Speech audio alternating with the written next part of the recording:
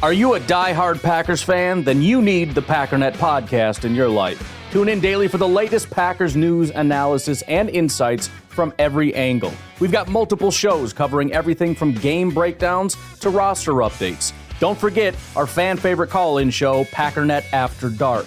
That's right, you call in and talk about whatever you want. Because here, it's all about you and your passion for the Packers. So what are you waiting for? Subscribe to the Packernet podcast today and never miss a beat.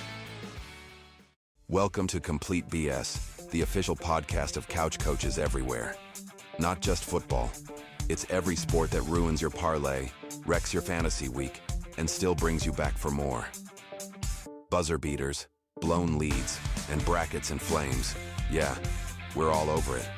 Unfiltered takes, armchair analysis, and enough bold opinions to fill a playbook. Hosted by Brien Schmauch, sports junkie, the Saban of stats, and your official voice of I could coach better than that. Let's go. Welcome, Couch Coach Nation. Man, week 7 was fun. 8 ranked teams lost. Indiana couldn't get the big win on the road last year. Not anymore. Texas was left for dead last week. Not anymore. Michigan had a much better ground game than Southern Cal. Not anymore. North Texas, they were poised to take over the group of 5. Not anymore. Week 7 had close games. It had blowouts. We had rivalries. There's a bunch of newcomers that are going to be in the top 25. How can you not love college football? What's your big takeaway from week 7? Man, week 7 just proved what we love about college football is that you got to play the games and anything can happen, man. You just listed all of the twists and turns of the season. Texas left for dead. Who had Michigan losing to USC at the beginning of the season? Just this weekend, Kansas State upsetting TCU, Colorado upsetting Iowa State. You never know till the ball's kicked off, man. And that's what's great about it. We all sit there and pretend like we're experts and we know what's going to happen, and we never do. Starting off with the Red River rivalry, Texas 23, Oklahoma 6. John Mateer, he started just 17 days after having hand surgery. Even though he wasn't maybe 100%, you have to wonder if that wrap on his hand he's wearing, if that impacted him, or was it rust from time away? He surely wasn't anything like he was before the injury. He threw 3 picks. He had 14 carries for 5 yards. 5 of those carries, of course, were sacks, though. But kudos to the Texas defense who finally came to play. As I mentioned, 5 sacks, 3 picks. One of those interceptions being in the end zone just before half, and that was a huge momentum killer. It was a 6-3 game at that point. If OU scored, we could have seen something different unfold with all that momentum. Arch Manning, he was efficient, 21-27, but only 166 yards, 1 touchdown. He wasn't pushing the ball down the field. His longest completion was only 24 yards. I think there's still questions about the Texas offense, but man, their defense came to play. They're 4-2 now. They go at Kentucky, where they should win, and then they've got 2 challenges before heading to Athens and Georgia. If they can come out of that stretch 7-3, they could be in line for a really strong finish. I just don't see them as a playoff team from what I've seen from so far. Oklahoma sits at 5-1. The remainder of their schedule is absolutely brutal. I think if they can split the remaining 6 games, that's good, but 8-4 doesn't get it done and make the playoffs either. What do you see from the Red River rivalry? First of all, that's the Texas defense that we thought we would see all year long. They've been good this year, but Florida ate them up last week. Jaden Ball and Dallas Wilson, we talked about that last week. They came back and turned it around and held Oklahoma to 48 yards rushing. Mateer, who we all thought was a Heisman candidate at one point this season, 3 interceptions, 6 points total. I mean, what more can you say about the defense? I'll cut Texas offense a little bit of a break. There's still probably some questions there, but Oklahoma's defense is very good also, and they scored enough to win the game. So sometimes you get ahead and your defense is playing and you start playing safe and you play to win the game, and they did that. So there's good and bad with Oklahoma's schedule, right? And it's terrible because it's hard, but this loss means nothing, right? Like with that schedule, if you can go out and win a bunch of games, you're still a playoff team. Now, will you? That's the question. I think they're capable. I think if Mateer gets back on track, that defense is good enough. They're capable of winning a lot of those games they have left, but man, it's a tough road to hoe. Texas, I think they can use this to springboard into a good end of season run. We head out west. Indiana was at Oregon, and Indiana, we said we need to see it on the field. You need to prove it in a road game. This game was tied with just over 6 minutes to play in the game, and Indiana scored the last 10 points to secure the win. Both teams were coming off of a bye, and the offenses may have looked a little bit rusty compared to how they had been playing earlier in the year. Both of these offenses were really explosive. All the focus has always been on Indiana's offense, and Saturday, their defense won the game for them. They held Oregon to just 267 yards on offense. They forced 2 interceptions. They had 6 sacks, and Oregon was 3 for 14 on third down. The Indiana defense got it done. With Indiana's remaining schedule, they go Michigan State, UCLA, at Maryland, at Penn State, Wisconsin, at Purdue. They're back in the playoffs for the second straight year, and they should be making plans for the Big Ten championship game. I think they go undefeated going into that Big Ten championship game. Oregon, they've had their toughest games already. They've got a late November game at home against Southern Cal,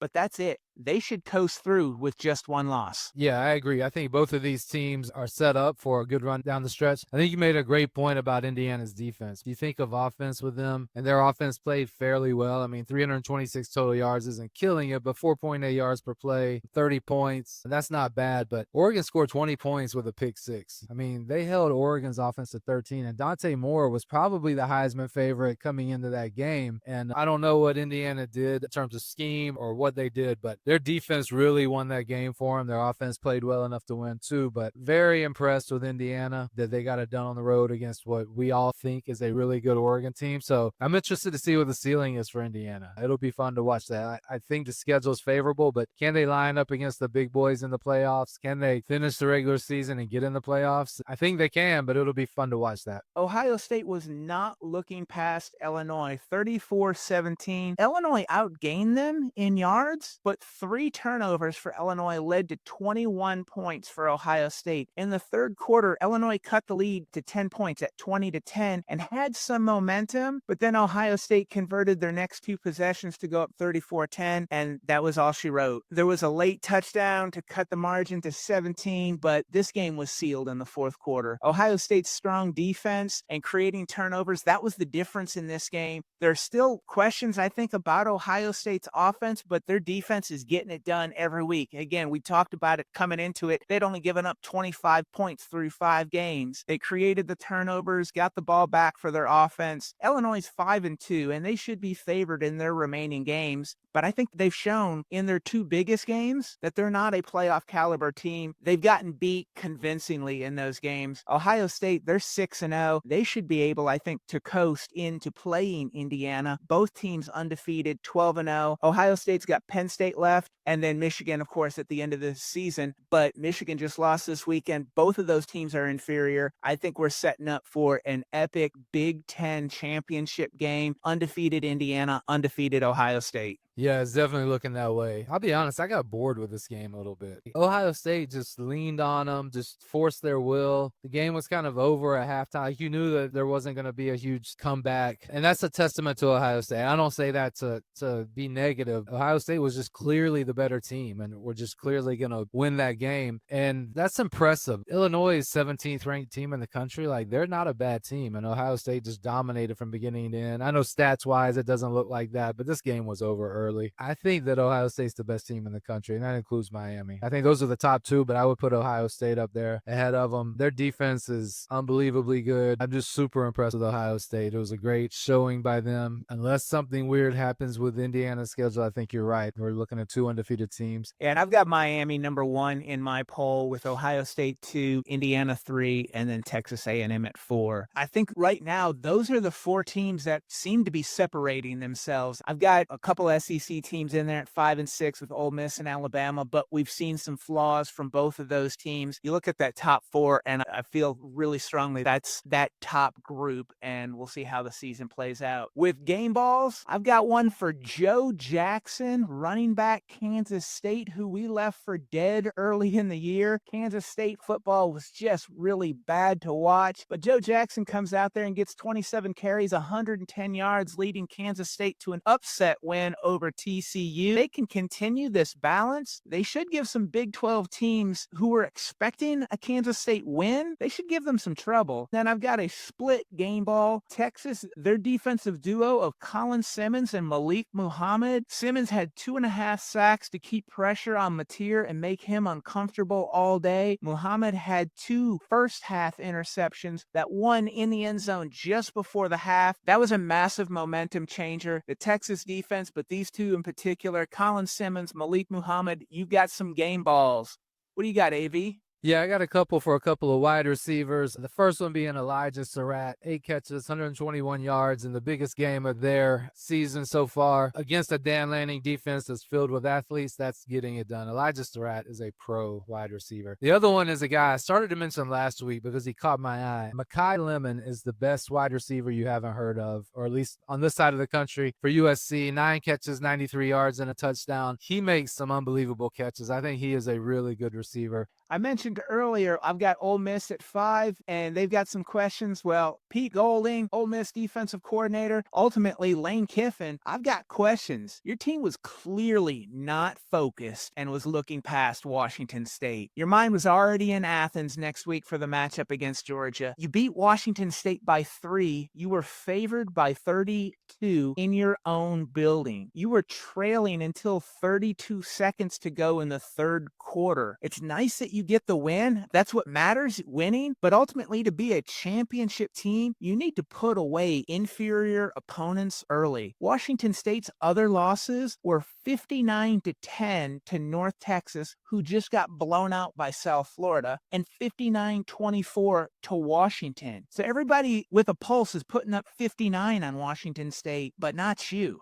You better make sure that this was just a case of looking ahead and not indicative as to who you are as a team. You're 6-0 right now, but you could very easily lose to Georgia, Oklahoma, South Carolina, Florida, and Mississippi State if you come with this kind of effort. Pete Golding, Lane Kiffin, I've got questions. Well, I've got questions, and this is a very obvious one. And it's questions for Mike Norvell / Michael Alford, the AD there, / everyone associated with the Florida State football program. In 2023, they go 13-0, get snubbed. Everyone leaves the team for the bowl game. Maybe that's a sign. I don't know. They get crushed in the bowl game. Then you go 2-10 the very next year. How that happens, nobody can answer. Me, as a logical man, I was going to write it off as an anomaly. You got the wrong quarterback in there. The offensive line got injured. We'll throw that year away. Then we start out this year and we beat Alabama. Okay. Then you lose to Virginia. Okay. You build up a little goodwill with Alabama. It's a Friday night game, a first road game. It went into overtime. Okay. Then you lose to Miami. They're the better roster. Okay. Then you lose to Pitt at home with a freshman quarterback who looked like Dan Marino standing back there. The offense craps the bed in the second half. And this is a game that Mike Norvell and this program had to win. And they completely disappear in crunch time. There's no toughness. They don't play with any physicality. They're just a weak program right now. And the question is it over? Is it too late for Mike Norvell? I don't have questions in terms of what are you going to do to turn it around, because what can you do at this point? Florida State plays Stanford next week, late night game on the East Coast, 10:30. He needs to win that game for his own ride home, I would think. I mean, they're 3-3. They've got Stanford next week. Then they've got Wake Forest. Hopefully, you'd like to think that you should be at 5-3 going into the Clemson game. We'll see where it goes. I've never been a fan of the 3-3-5 defense, but I thought, okay, Tony White, everywhere that he's been, had a really highly ranked defense. They get a lot of pressure. He generates sacks. So maybe I'm missing something with the 3-3-5. Let me give the guy the benefit of the doubt. But I didn't really love it. I look at Florida State when they're playing defense and 3 guys rushing. Florida State gets manhandled on the line of scrimmage defensively. It's embarrassing. James Williams, who they're starting, transfer from Nebraska at defensive end, he's so lean. He looks like a cornerback out there, and he gets eaten up by an offensive tackle. You got number 6 in the middle, Darrell Jackson Jr. He's only good for being on the poster because he looks good in uniform, looks like Tarzan, plays like Jane. He is soft, he is weak, he gets eaten up inside. This defensive line with only 3 guys rushing, and then your second level, your linebackers aren't good. You better have some dudes playing linebacker if you're only got 3 on the line. When the 6 in front of you can't do anything, you can't expect your secondary to cover for 5, 6, 7 seconds. Guys are getting open because they have all day. I'm with you there. Mike Norvell, and specifically on the defense, Tony White, I've got questions. You got to not be so hard-headed that this is your system that you won't shift or change, because right now you need somebody else on that defensive line. You might need to run a 4-2-5 instead of a 3-3-5. You need to get some beef up there. The Desir twins, they're playing. Get some of these younger guys in there that maybe have a little bit of hunger and are ready to play, because right now what you're putting out there, it's not working. That's everything we've got for a fun week 7 of the college football season. On Thursday, man, I'm really looking forward to this. We're going to have Notre Dame All-American and national champion quarterback Tony Rice talking Southern Cal at Notre Dame, the jeweled shillelaghs at stake. You can follow the Complete BS Pod on X and Instagram, and make sure to like, share, and subscribe wherever you get your podcasts. Thanks for listening to Complete BS. Be sure to subscribe, share, and follow us online. And tell us what you think of this episode. Use hashtag CouchCoachNation, and let's keep the conversation going. Hey guys, have you heard of Goldbelly? It's this amazing site where they ship the most iconic, famous foods from restaurants across the country, anywhere nationwide. I've never found a more perfect gift than food. Goldbelly ships Chicago deep dish pizza, New York bagels, Maine lobster rolls, and even Ina Garden's famous cakes. So, if you're looking for a gift for the food lover in your life, head to goldbelly.com and get 20% off your first order with promo code GIFT. That's goldbelly.com, promo code GIFT.